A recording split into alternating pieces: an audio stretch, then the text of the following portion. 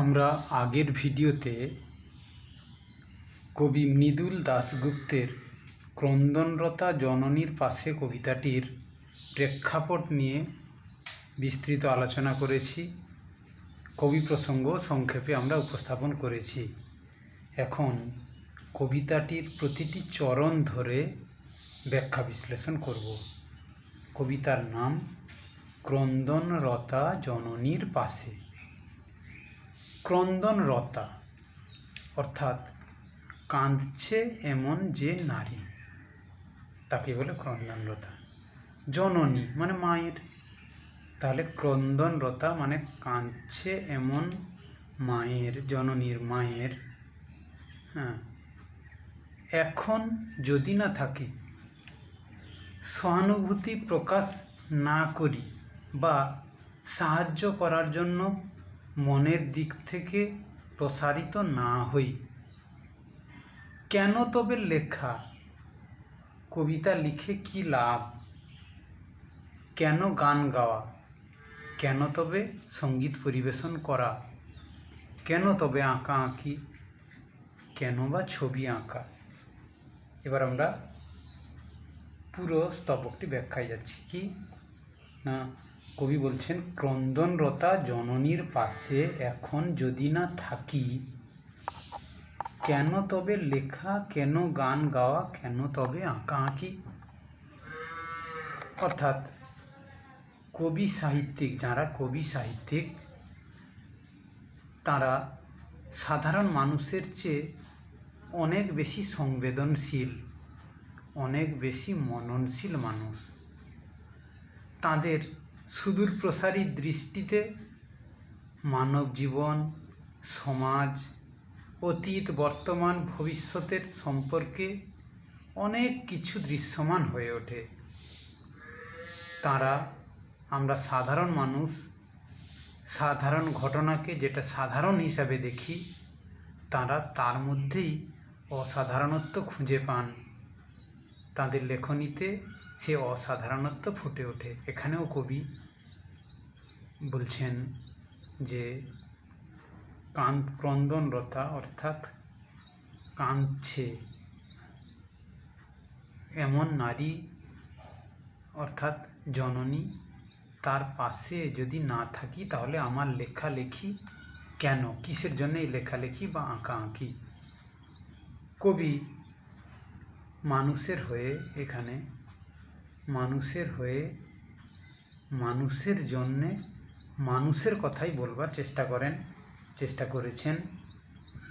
কবি সাধারণ মানুষের হয়ে যেমন লেখেন, তেমনি গানও করেন, আর তাঁর তুলির মধ্য দিয়ে ফুটিয়ে তোলেন মানুষের দুঃখ, বেদনা, প্রাপ্তি, অপ্রাপ্তি সব কিছুই।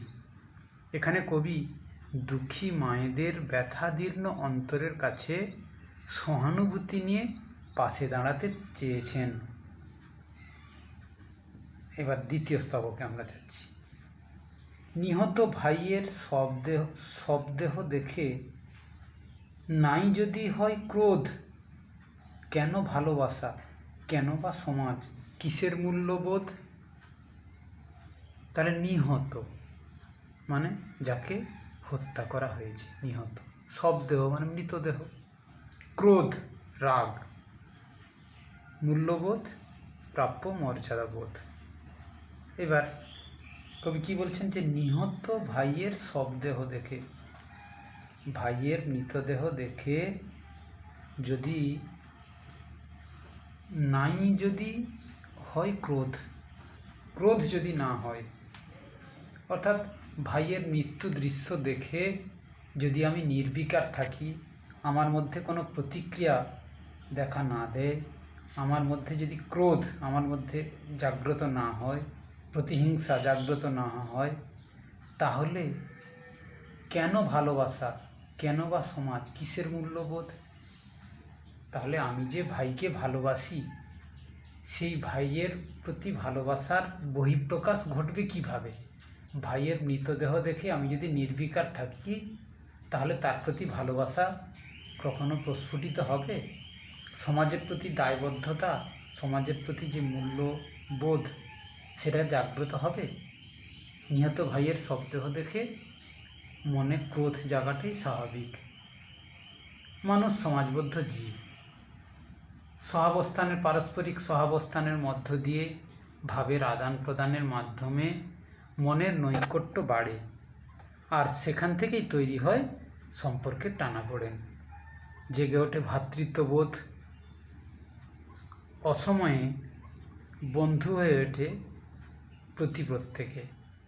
কবিতায় বলছেন যে গ্রামগঞ্জের সাধারণ মানুষ পরস্পর দাদা ভাইয়ের সম্পর্কে বড় হয়ে ওঠে।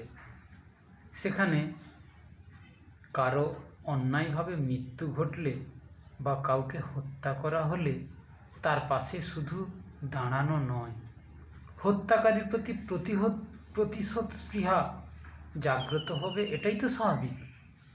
কবি তাকে বলেছেন ক্রোধ, অর্থাৎ সম্পর্কিত কোনো ভাই, অর্থাৎ আমার প্রতিবেশী, তারও মৃত্যু দেখে আমার মধ্যে যদি প্রতিশোধ স্পৃহা জাগ্রত না হয়, আমার মধ্যে যদি ক্রোধের সঞ্চার না হয়, তাহলে তার প্রতি যে ভালোবাসা সেটা প্রকাশ ঘটে না।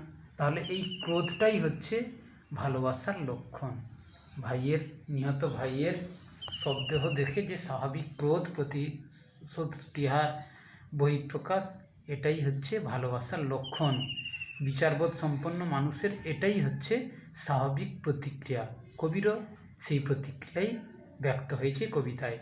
কবি নিজেকে সেই মানসিকতার স্তরে নিয়ে গেছেন, পাশাপাশি সমাজের মানুষের কাছেও একই আবেদন রাখবার চেষ্টা করেছেন যে আমার প্রতিবেশী সে তো আমার বন্ধু, সেই হচ্ছে আমার আরসি, আমার আয়না, যার মধ্যে আমার প্রতিচ্ছবি ফুটে ওঠে। আয়নার সামনে যেমন দাঁড়ালে আমাদের প্রতিচ্ছবি প্রস্ফুটিত হয়, আমি মানুষটা কেমন সেটা বলবে কে? আমার প্রতিবেশী। প্রতিবেশী হচ্ছে আমার আরসি বা আয়না।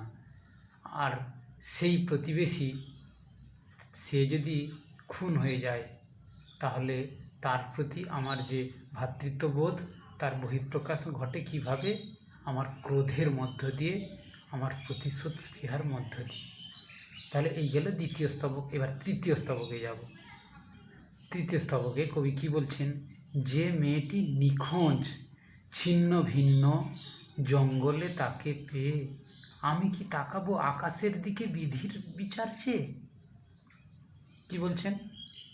নিখোঁজ যে মেয়েটি, একটি মেয়ে, আমি আগে বলবার চেষ্টা করেছি যে নিখোঁজ ছিল একটি মেয়ে, যাকে খুঁজে পাওয়া যাচ্ছিল না, যাকে পাওয়া যাচ্ছে না, সেই নিখোঁজ। যে মেয়েটি নিখোঁজ, ছিন্ন ভিন্ন অর্থাৎ লণ্ডভণ্ড, তাকে পাওয়া গেছে কোথায়? জঙ্গলে, অরণ্যে, ঝোপে ঝাড়ে। তাকে পেয়ে আমি কি তাকাবো আকাশের দিকে? তাকাবো মানে দেখব আকাশের দিকে, বিধির বিচার চেয়ে। বিধি মানে নিয়তি, ভাগ্য বিধাতা, তার কাছে বিচার প্রার্থনা করব। বিচার যেমন বিচার প্রার্থনা করব, অর্থাৎ আমার প্রতিবেশী একটি মেয়ে, যার সঙ্গে আমার একটা ভ্রাতৃত্বের বন্ধন রয়েছে, একটা প্রীতির বন্ধন রয়েছে, তার ছিন্ন ভিন্ন দেহ ওই ঝোপের মধ্যে পাওয়ার পর আমি কি বিচার চাইব ভাগ্য বিধাতার কাছে, নিয়তির কাছে আমি বিচার প্রার্থনা করব? আমার মধ্যে স্বাভাবিক প্রতিক্রিয়া জাগ্রত হবে না? তাহলে আমি কিসের মানুষ? রক্ত মাংসের মানুষ, তার বহিঃপ্রকাশটা ঘটবে কিভাবে? এটা কবি বলবার চেষ্টা করছেন। কি না পুরোটা তাহলে আমরা তৃতীয় স্তবকের ব্যাখ্যায় কি বলতে পারি? যে আগেই আমি দেখিয়েছি যে কবির বাসস্থানের পাশাপাশি অঞ্চলের একটি মেয়ে, সে নিখোঁজ ছিল, তাকে পাওয়া যাচ্ছিল না। কয়েকদিন পরে যখন তাকে পাওয়া গেল, তখন দেখা গেল তার দেহ লণ্ডভণ্ড হয়ে ছিন্ন বিচ্ছিন্ন হয়ে পড়ে আছে জঙ্গলের মধ্যে।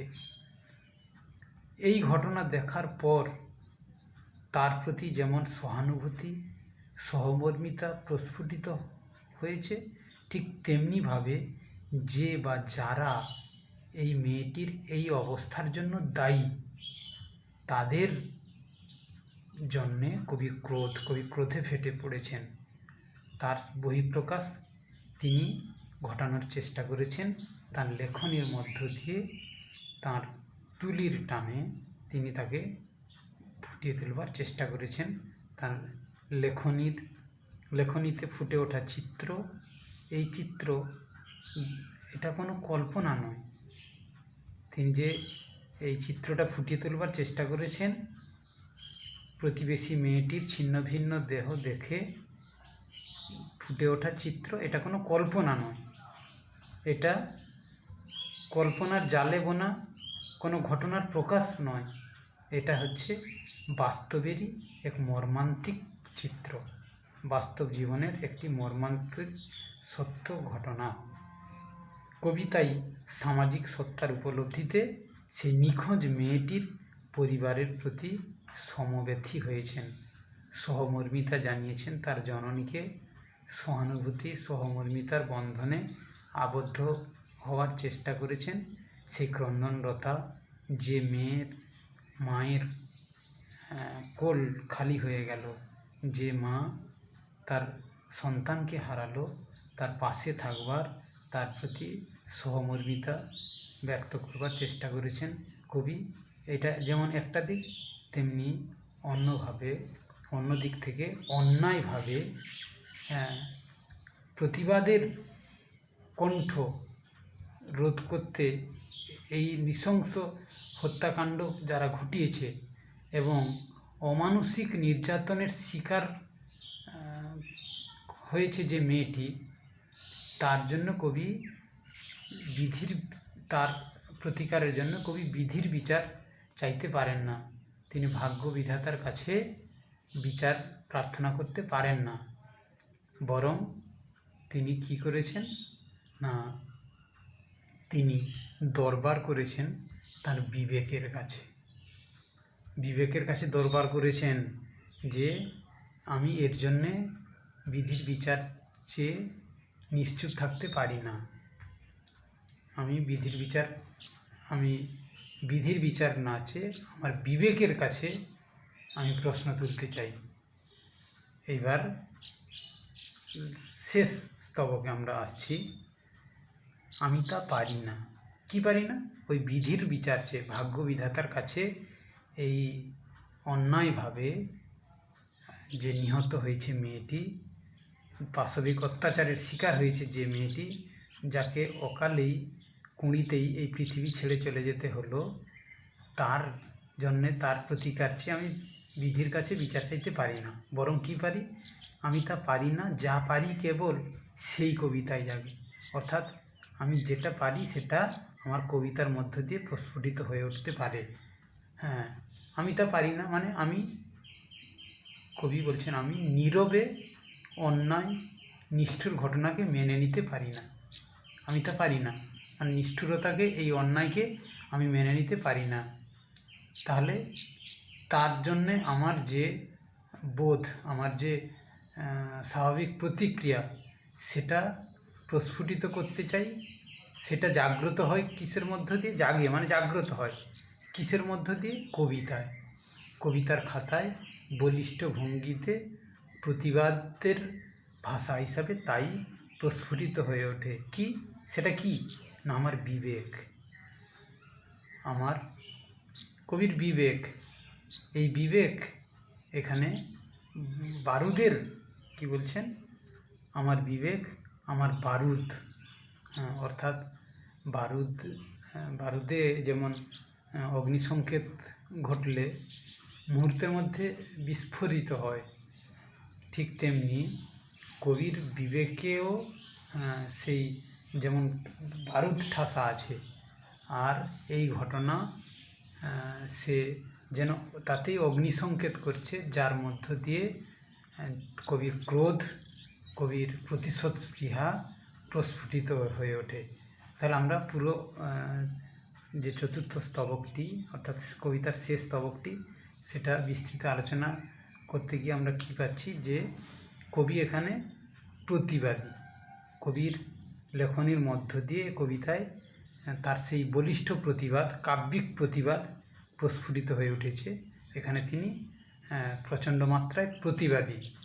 সমাজ ব্যবস্থায় অন্যায় অবিচারকে কখনোই কবি মেনে নিতে পারেননি।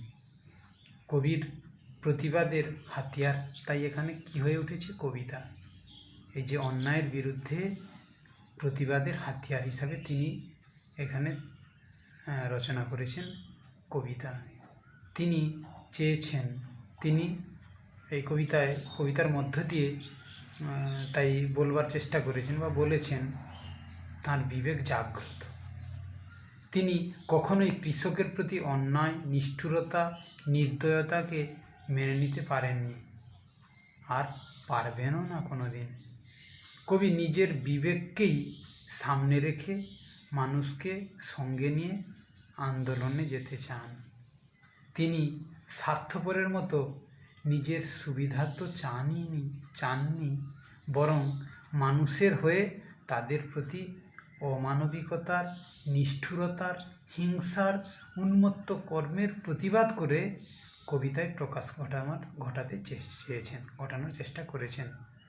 সাধারণ মানুষের প্রতি এক দরদি চিত্তের সহায়ক হয়ে তিনি এই ক্রন্দনরতা জননীর পাশে থাকতে চান, যে জননী অকালেই তার সন্তানকে হারালো।